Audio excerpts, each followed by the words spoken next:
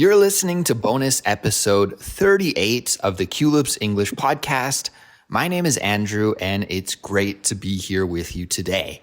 Thank you so much for pressing play on this episode to join me for an English study session.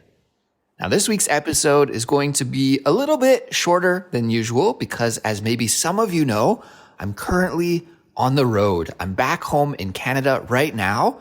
And because of that, I don't have access to my usual podcast studio and my equipment and my gear. I actually wanted to bring a microphone with me, but I just didn't have room in my luggage for it. Recording equipment has shrunk substantially over the years. If you go back and look at a recording studio from the 1960s, for example, they were huge and they took up big, massive rooms. But the equipment has shrunk so much that now it's possible to carry around a recording studio with you in a backpack. But unfortunately, I had so many gifts and presents and things to bring back with me on this trip that I just didn't have room for it in my luggage. So I'm recording this episode right now just on my phone, but I think it will be good enough for this quick update. And as always, we're going to make a free transcript to accompany this episode. You'll be able to get that on our website, culips.com, or by following the link in the description. And I highly recommend following along with the transcript as you study with this episode today. As I was saying, my wife and I are in Canada right now. We've been here for just over a week. We started our trip in Vancouver, and we stayed there for 3 days before coming to Kelowna, which is my hometown. Now, Vancouver was awesome. It was a long flight, but it wasn't too bad. The whole flight was around 9 hours long, and we landed in the morning. And we hit the ground running from the moment we arrived. To hit the ground running is an idiomatic expression that means to start doing something with a lot of energy and enthusiasm. So even though we were tired after that long flight from Seoul, we hit the ground running as soon as we arrived, and we tried to make the best use of our time in Vancouver right from the moment that we got there. My sister met us at the airport and then drove us to our hotel, and we checked into the hotel quickly and then went out to explore downtown Vancouver with my little sister. She's 5 years younger than me. We ate some lunch together and we went to a very famous park in Vancouver called Stanley Park, and we walked around the seawall. Now, usually the weather in Vancouver in January is bleak. It's gray, it's rainy, and although the temperature doesn't fall below zero too often, it always feels really cold and damp. But on our first day in Vancouver, the weather was awesome. It was sunny, it wasn't too cold at all. So we really tried to make the most of that nice weather by doing outdoorsy stuff, like walking around the seawall on that day. And if you're not familiar with Vancouver, the seawall is a 22.5 kilometer long path that encircles a lot of the downtown peninsula and also that famous park that I mentioned, Stanley Park. The seawall is a popular spot for locals and tourists, and it offers fantastic, stunning views of the ocean and the surrounding mountains and the city skyline. It's also a great place to exercise. Of course, you can walk around the seawall, but there's also a vehicle lane, if I could call it that, where you can ride a bike or rollerblade or skateboard. Of course, we didn't walk around the whole seawall because, like I said, it's over 22 kilometers long, but we did have a nice walk and we spent a few hours outside exploring around the city. And we also caught a very gorgeous sunset and some beautiful views of the sunlight reflecting off the snow-covered mountains in the distance. It was awesome.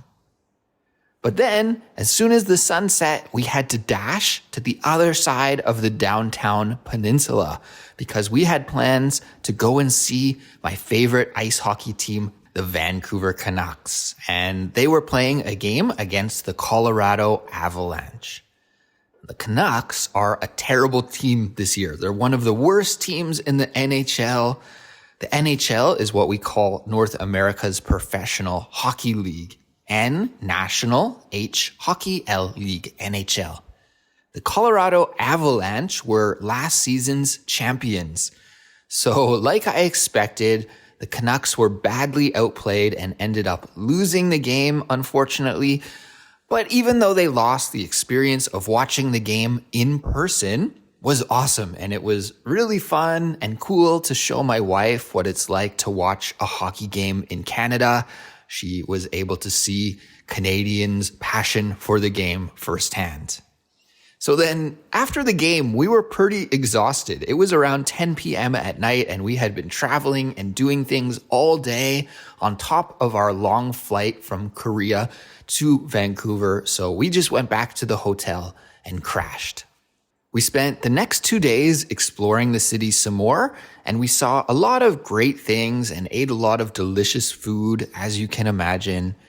One of the things my wife has been enjoying the most is actually visiting grocery stores, which is a little bit surprising to me. If I had known that the most interesting place for her to visit was grocery stores, then I could have saved a lot of time planning our trip.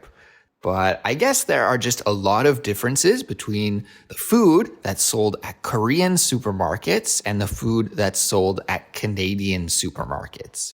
One of the biggest differences is selection, and that's been interesting for her, especially because my wife loves eating fruit. So she was really excited to try all the different kinds of fruit that are sold in Canada, especially the ones that are not sold in Korea. So for example, when you go to a normal supermarket in Korea, there are apples, right? Of course, they sell apples, but there are maybe just 1 or 2 kinds of apples, and there's no information about them. When you look at the sign or the price tag, it will just say apples and tell you the price.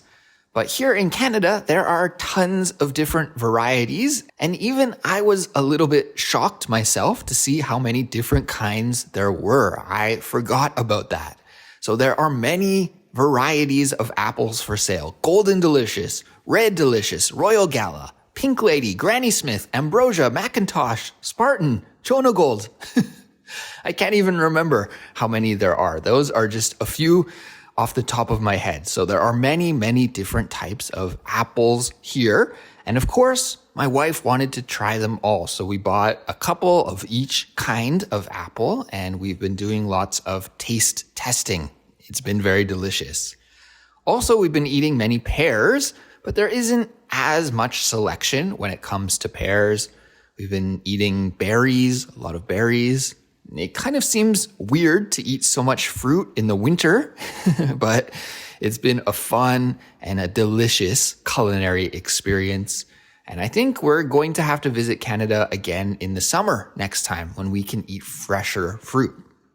Anyway, we're back in Kelowna right now, my hometown, and we're staying at my parents' house, my parents' place. The weather hasn't been too great here, so we've been mostly just chilling and relaxing and doing a lot of indoor activities. We went shopping, and of course, we have been watching ice hockey on TV in the evening. It's kind of funny. I joked with my wife about when I first moved to Korea, and the way that I fell in love with Korean food was to challenge myself to try every dish and every kind of food 10 times. Before I moved to Korea, I was a little bit of a picky eater, but now I love almost all foods from all sorts of cuisines from around the world. But back then, when I first moved to Korea, I was a picky eater, and I found some Korean food to be strange and not that appetizing.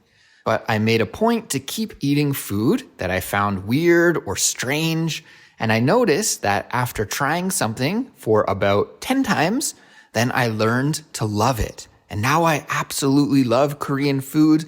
And to be honest, I miss it now that I'm here in Canada. But anyways, I was joking with my wife that if she does the same thing with hockey, if she watches 10 hockey games, then she'll end up falling in love with the sport, just like I ended up falling in love with Korean food. And I think we've watched 3 games together now, and I can't say that she's a huge fan of the sport yet, but maybe after another 7 games, she will be. We'll see if we can pack in 7 games before we have to go back. So Kelowna's been good, with lots of time spent visiting family and showing my wife around the city and where I grew up. Speaking of family, we're supposed to meet my parents and my little sister and my younger brother in just a few moments, and we're going to have lunch together. So I'm going to take off now. There will be no special vocabulary lesson for today, but guys, don't worry. If you're looking for more study material, remember our website, culips.com. We have hundreds of lessons there for you to learn with, including our most recent Chatterbox episode, which is about the metaverse.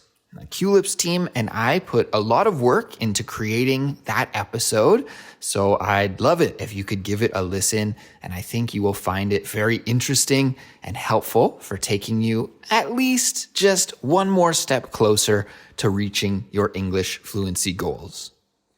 I think for next week, the bonus episode will be similar to this week's because I'm still going to be away from home and I'll only have access to my phone here for creating the podcast. But the following week after that, I will be back in Korea. I'll be back in my studio. I'll have my mic, I'll have my computer, and I'll be able to return to regular scheduled programming. So anyways, that will be it for now. Take care, everyone, and I'll talk to you again soon. Bye.